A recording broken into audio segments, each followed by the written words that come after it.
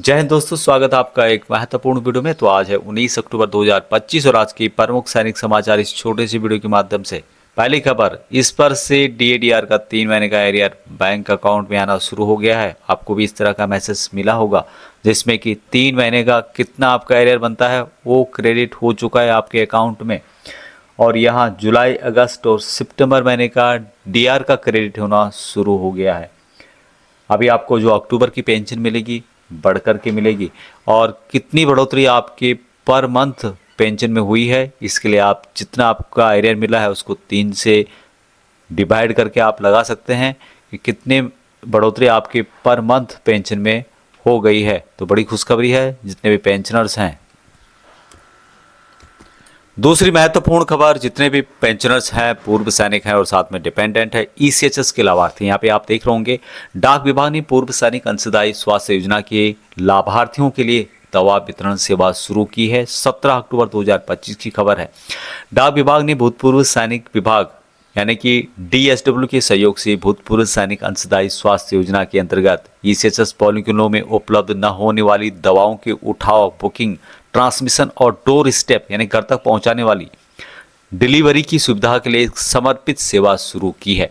इस तहत जो योजना है इसके तहत ईसीएचएस पॉलिक्लिनिक में स्थित ग्राम स्तरीय उद्यमियों के कॉमन सर्विस सेंटर के माध्यम से दवाओं की खरीद और पैकेजिंग की जाएगी, जबकि रसद और वितरण का प्रबंधन भारतीय डाक विभाग के विश्वसनीय वितरण नेटवर्क द्वारा किया जाएगा।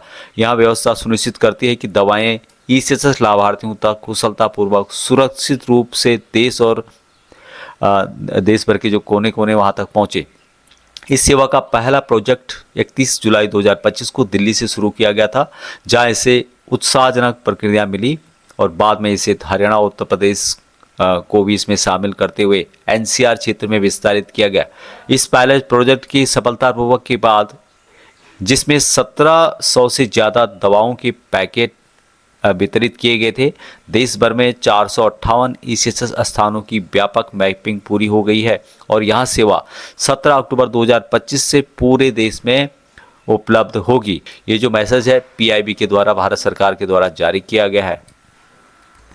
अगली और महत्वपूर्ण खबर, रक्षा लेखक प्रधान नियंत्रक पेंशन यानी कि पीसीडीए प्रयागराज के द्वारा जारी किया गया महत्वपूर्ण सूचना है सभी पेंशनर्स के लिए। पीसीडीए पेंशन ने भारतीय स्टेट बैंक से एपीआई इंटीग्रेटेड कर दिया है। स्पर्श पेंशन, जिनका पेंशन खाता भारतीय स्टेट बैंक में है, देश भर में स्थित भारतीय स्टेट बैंक के किसी भी शाखा में उपस्थित होकर अपना वार्षिक पहचान यानी कि जीवन प्रमाण पत्र आप जमा कर सकते हैं। अतः सभी स्पर्श पेंशनर्स जिनका पेंशन खाता भारतीय स्टेट बैंक में है एवं जिनका वार्षिक पहचान अभी लंबित है, उनसे अनुरोध है कि वो नज़दीक के भारतीय स्टेट बैंक की शाखा में उपस्थित होकर के अपना वार्षिक पहचान पत्र प्रस्तुत कर सकते हैं, जमा कर सकते हैं। अभी एपीआई क्या होता है? ईपीआई को यदि हम देखें तो ईपीआई को होता है एप्लीकेशन प्रोग्रामिंग इंटरफेस। यहाँ दो ऐप या वेबसाइट को आपस में जोड़ता है, एक दूसरे से बात करती है ताकि वे जानकारी या काम आपस में बांट करके कर सकें। जैसे कि भारतीय स्टेट बैंक और जो स्पर्श है यहाँ आपस में मिलेंगे तो जहाँ जो भी आप लाइफ सर्टिफिकेट जमा करते हैं वहाँ डायरेक्ट वहाँ पर जमा हो जाएगा।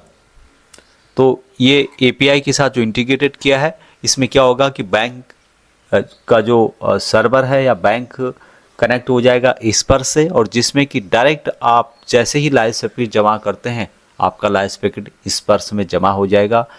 जो ऑफलाइन की प्रक्रिया है यहाँ नहीं होगी, बल्कि यहाँ सब ऑनलाइन के माध्यम से होगा। तो ये बहुत ही अच्छी पहल है। जितने भी स्टेट बैंक की पेंशनर्स हैं उनके लिए तो अच्छी खबर है, बाकियों के लिए भी बहुत से में उम्मीद है कि जल्दी ही ये सुविधा शुरू होगी। नेक्स्ट खबर सभी पेंशनर्स के लिए बहुत ही महत्वपूर्ण है। यहाँ पे आप देख पाएंगे गोल्डन अपॉर्चुनिटी फॉर वेटनर्स यानी कि दिग्गजों के लिए, पूर्व सैनिकों के लिए बहुत ही सुनहरा मौका। Prime minister central subsidy of ₹78,000 under PM Surya Ghar Muft Yojana and the ₹12,000 subsidy from Jila Sainik Board is now available for installation of solar plant in the houses of ex-servicemen. The subsidy can be available up to a total of ₹90,000. Make the most of the golden opportunity available to us to set up suitable solar plant as soon as possibility to avoid your hung current charger. यहाँ पे बताया गया कि एक golden opportunity है। Prime minister central subsidy जो कि 78,000 रुपये दिया जा रहा है अंडर पीएम सूर्य घर मुफ्त योजना के अंतर्गत, और रुपीज 12,000 रुपये आपको जिला सैनिक बोर्ड के माध्यम से दिया जा रहा है जो कि सोलर प्लांट अपने घर में लगाते हैं। दिस सब्सिडी, यहाँ जो सब्सिडी है टोटल आपको 90,000 की दी जा रही है। तो जो भी पूर्व सैनिक हैं वह इस अपॉर्चुनिटी का फ़ायदा उठाएं। 90,000 तक आई है। जो भी अपने घर में सोलर प्लांट लगाना चाहते हैं अपने जिला सैनिक बोर्ड से संपर्क करें और सोलर प्लांट लगा सकते हैं। आपको काफ़ी छूट मिल रही है, पूर्व सैनिकों को यहाँ सुविधा दी गई है। अगली खबर फिटमेंट फैक्टर को लेकर के है, 8th पे कमीशन से रिलेटेड। यहाँ पर जो ये न्यूज़ है मातृभूमि.com, इसमें फिटमेंट फैक्टर को लेकर के एक बात कही गई है।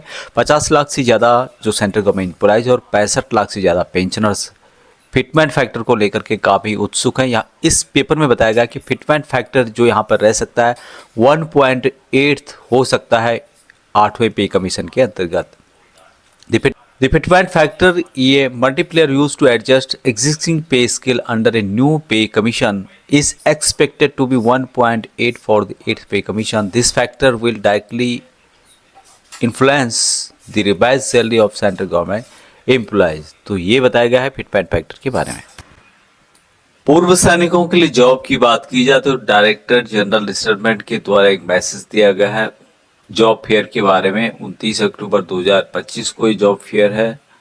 यह है Suryodaya auditorium, Vijaydurg, fort William, Kolkata, west Bengal के अंतर्गत। यहाँ पर ESM और 5 कॉपी ऑफ रिज्यूम बायोडाटा की जरूरत होगी।